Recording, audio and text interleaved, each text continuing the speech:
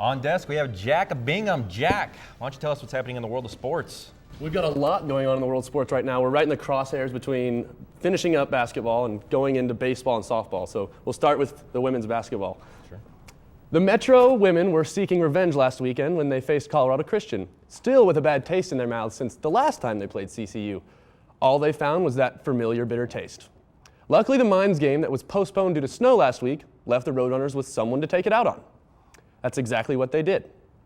Jasmine Cervantes used the Ore Diggers as her own personal punching bag, filling up the stat sheet. She finished with 18 points, a career-high tying 17 rebounds, 5 steals, 3 assists, and 2 blocks. Alyssa Benson dropped 4 from deep and tallied 14 total.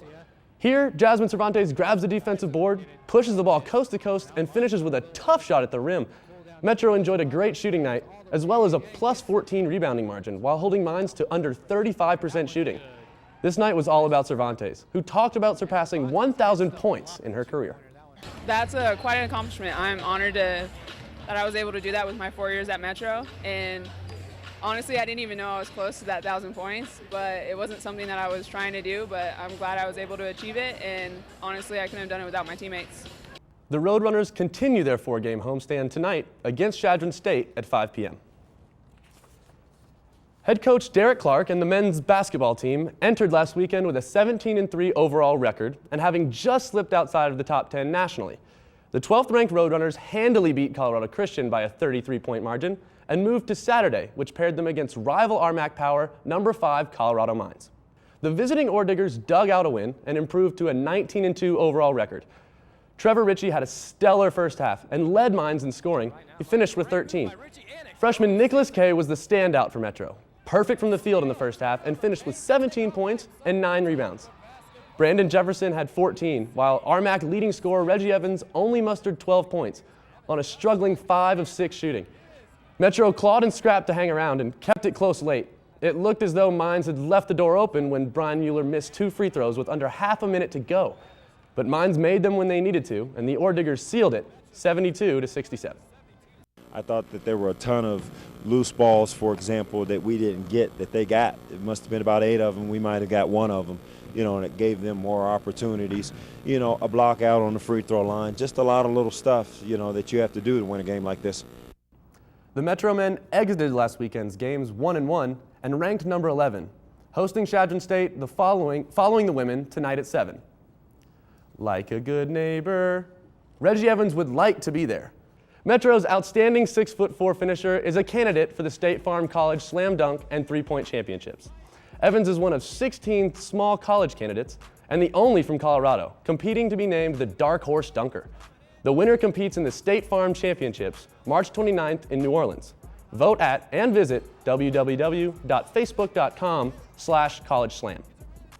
Metro State's softball team played down to their level of their opponents' nicknames last weekend, suffering losses to both the Lumberjacks and the Otters. But then they faced the Warriors, they were victorious. Of their 3 games Saturday in Turlock, California, the Roadrunners got their only W in the nightcap, beating Cal State Stanislaus 6-3.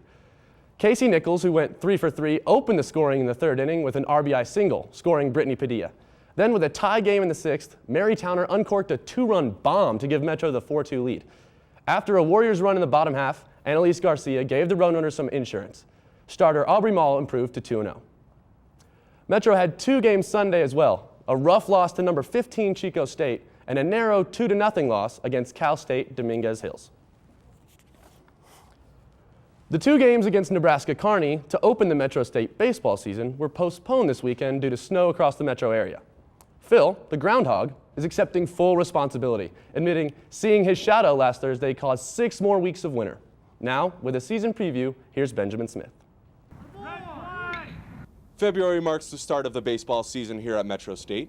So while the weather hasn't been too treacherous for our Roadrunners, the elements will no doubt be another opponent to battle with. Like you said, one of the things we have to deal with in Colorado baseball. It's unfortunate, but got to be thankful for the days like this. Hopefully we can get a bunch this spring. Jared Otis starts the 2012 season as the new head coach for the Roadrunners. So while he's new to the school, he is no stranger to the Rocky Mountain Athletic Conference. I've spent my entire coaching career in the RMAC, and I'm excited to stay in the RMAC. I think it's a great conference.